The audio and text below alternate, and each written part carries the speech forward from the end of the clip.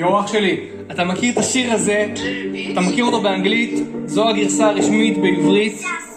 מעכשיו, מזל טוב. שמע גבר זה כזה מטורף. למה זה כזה מטורף? חייב כבר לעלות, אל תיסע. אני עוד שנייה מגיע לקריסה. דבר עם אלוהים בכל שבת, שם עליי תפילין בכל שבת, עושה ברית מילה בכל שבת, עושה קניות בירקה בשבת. אבל אלוהים לא משחרר, בגלל הקורונה זה לא מתאפשר, ואם לא יורידו את הסגר אני נודר נדר מצד אני מאלתר. עמדתי יותר מדי זמן בפינה, 4 שעות בשיחה ממתינה, מאבד את זה עוד רגע כמו פלסטינים של מבינה. שמישהו יסביר לי איך בדיוק מתקבלות החלטות ממשלה, כמו רולטה בקזינו עם השקעות ללא הגבלה. כל כך הרבה זמן עושים מאיתנו צחוק שהתרגלנו לשיט, הייתי צריך לרשום איזה שיר רוק, אבל זה לא מתאים לי לביט. שאלתי מגלת עתידות על העתיד, אבל היא לא ענתה.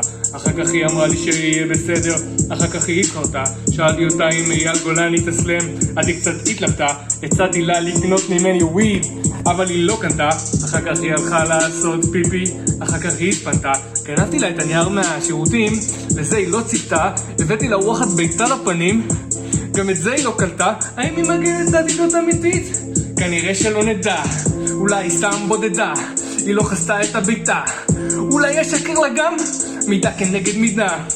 אני כן מגן את העתידות, אל תעז בי לזלזל. אז למה את לא רשומה באיגוד? שילכו לעזאזל. את כלל לא צורניה וגם לא רומניה. איך לא ראיתי את זה קודם? את בכלל תימניה. נשבע אותך, קוראים לי אסמרלדה יא רבי. תגידי, זה במקרה אסמרלדה אורקבי? שמע גבר זה כזה מטורף. למה זה כזה מטורף?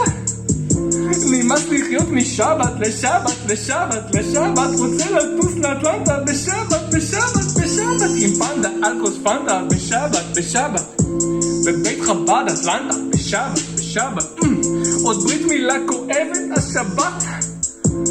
יש לי רעיון לביזנס בשבת. כל כך הרבה אורלות, בוא נצא בסייל. אם יהיו לי עוד עובדים זה יהיה בסקייל. לעוד פרטים השאירו את השם והמייל. אורלות של לואי ביטון ואורלות של שיינייל. שמע גבר, איזה עסק, בומבה. על כל אורלה נחלק גם צ'ורבה, על כל צ'ורבה נחלק גם מיני דונט. וכדי לעשות שמח אז נזמין את דני רובס.